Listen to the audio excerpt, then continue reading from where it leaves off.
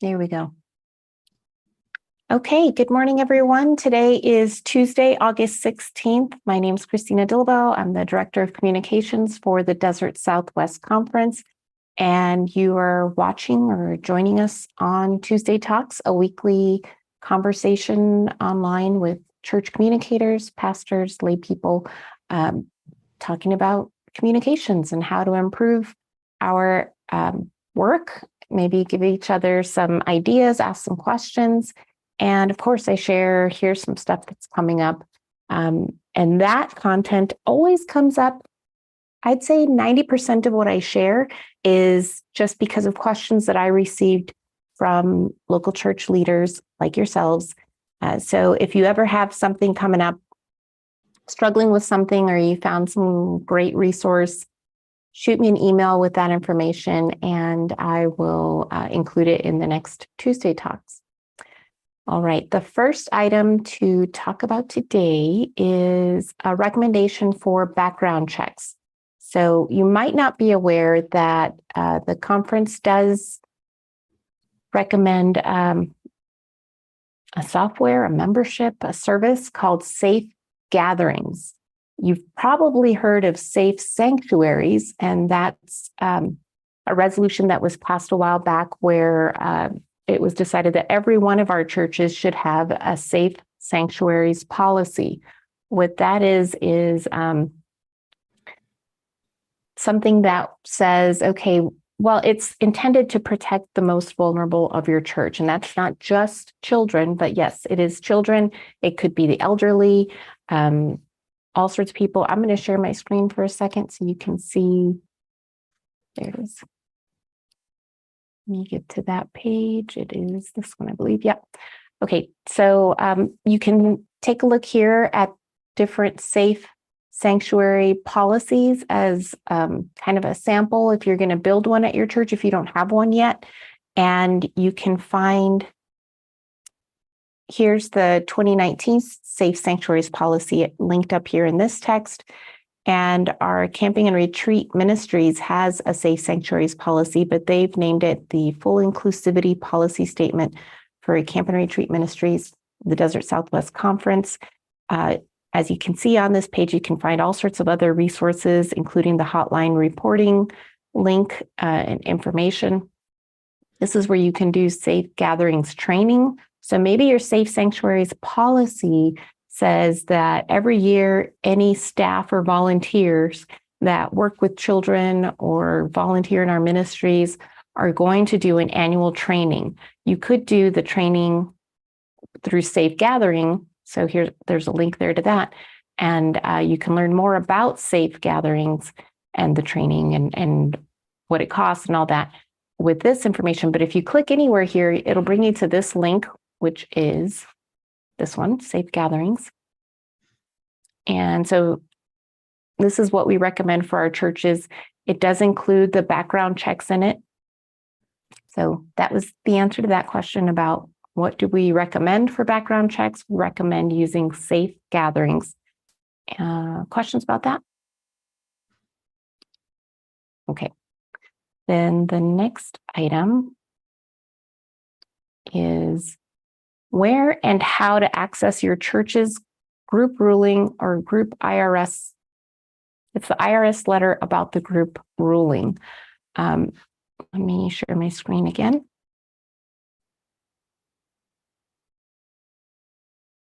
So what I'm going to send you is oh, darn, I forgot about the Safe Sanctuaries thing. I forgot that there is also the Safe Sanctuaries in a Virtual World printed book that you could order. It's only $15 from the Upper Room.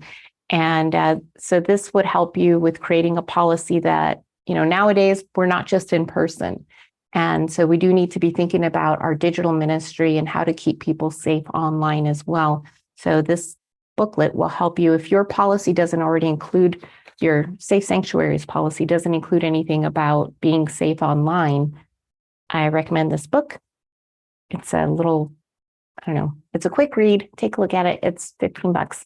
So now I can talk about the group ruling part. So I'm going to send you guys this PDF. It talks all about what is it? Why would I need it? How do I apply for it? And then somewhere towards the bottom, there it is.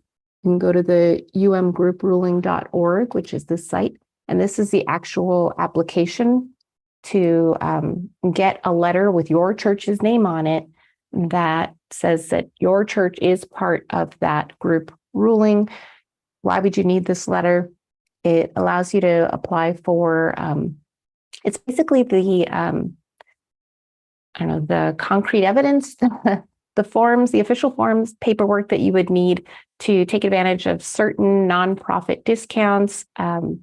Maybe things like if you were going to do Tithely, where you can receive money online and have it linked on your website, you can get it for free, and you may have to prove that you're a nonprofit 501c organization. So that's why you would need it. But if you had a group ruling letter that you did this maybe 10 years ago, 15 years ago, and you're just now going to start doing the online giving or have a donate button on Facebook, something like that, it's not going to work for you. Even though you have the right paperwork, it's not right anymore, because when you first apply for things like that, I believe that your group ruling letter can't be any older than maybe like 6 months. I don't remember. Don't quote me on that one. I just know that a 10 or 15-year-old letter is not going to be considered valid. So it's not a big deal. You just go through this online application, and if you have your church's EIN number, maybe an email address that you can access, or you're working with your church staff or maybe the pastor, at some point it's going to ask you for an email address to put in there. And that email address needs to be the address that you can actually access, because you're going to need to click on something, and that's where these letters are going to go to. So be careful with what you put in there.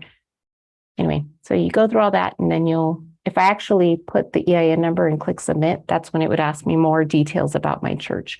But it's all really simple. It's a pretty quick process. So questions about that? Okay. The next one is where and how to access your, oh wait, I already did that one. Where to find the United Women in Faith logo files. So I'm going to include that link in the follow-up, and just show you real quick. It's just a link to a Hightail space where you can download any of the logo files, and there's a PDF that explains how to get the fonts for your United Women in Faith stuff. Oh, you got a question? You got to unmute. Is that all of that information in Spanish? No. You mean, are you talking about the United Women in Faith? No, I'm back on this GCFA stuff. Oh, no, I think that's all in English. I could do some research to see if I can get it in Spanish. If you would, that would be really helpful to many of the congregations that I'm thinking of in terms of Menlo Park or El Macias, or I think the other churches have pastors that speak English and Spanish, but there's a whole different view of what organization means in the church in Mexico and in the church in the United States. So. Yes. So I'm glad you mentioned that, because I actually did work with Menlo Park. I think it was last year. For those of you that didn't know, I do speak Spanish. So I can work with those churches that need Spanish only assistance. And we did a Zoom session like this and walked them through it. We also set up, I think, their Tithely account as well. It often takes more than one session, but just don't let that be a barrier. If it's Spanish. And Jeremy Crawford, our new communications assistant editor, also speaks Spanish. So if you don't get me, Jeremy could also help translate and explain the process. So reach out. All right, next item. Thank you. Yep, you're welcome. Then the last item that I have is just about social media audit step 1. So for churches that are, that would like us to do, did I say social media? I meant communications audit. For churches that would like to have a communications audit performed, the very first thing that you'll need to do is to put together a list of all of your online presences for your church. So are you on Facebook? What's your website? What does your newsletter look like? You can, depending on what you use for your newsletter, I'm assuming you're going to use something like MailChimp or Constant Contact. You can include a link to the archives or maybe the most recently published. There's always like a website link available, like view this on the web, I think it says. So put all those together and send me an email with that information and say, I'm from so-and-so church and we would like to do communications audit. In addition to those that you know of, the next thing that I would ask you to do is just to do a Google search for your church, because in some cases, there are other online presences that were not created by the church, or maybe they were created a long time ago by a volunteer for the church or a staff person. And turns out they're still alive, but nobody's using it, or nobody's managing it, or maybe they're still trying to manage it. Who knows? That's a really critical piece. I mean, that's really why I wanted to mention that first step of the communications audit. Because if somebody that doesn't know your church Googles your church and finds some of those other items that you're not managing, it might not put out the best impression about your church. And it could be confusing, like, well, which one is it? Is it this one? Is it this one? It kind of feels a little unnerving to see two different presences that maybe have similar names, maybe a similar profile or exactly the same, but it would be a weird situation for a new person to see that. So take a look, and if you don't know who's managing those other profiles, if you don't have access to, turn them off or delete them or hibernate them, you can certainly reach out to communications@dscumc.org, and we can help you on that journey to try to either take control of those random profiles or to help put them to sleep, make them go away so that people only find those profiles that you do manage and, accurately depict who your church is, what you're all about, and invites people to current events. Questions about that? Nope. Okay. Then that's all I wanted to share. Oh, go ahead, Jim.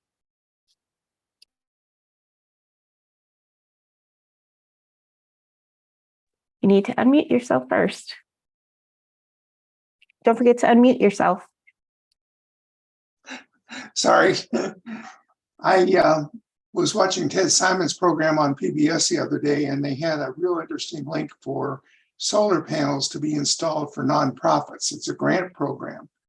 And I put the link up here on the chat.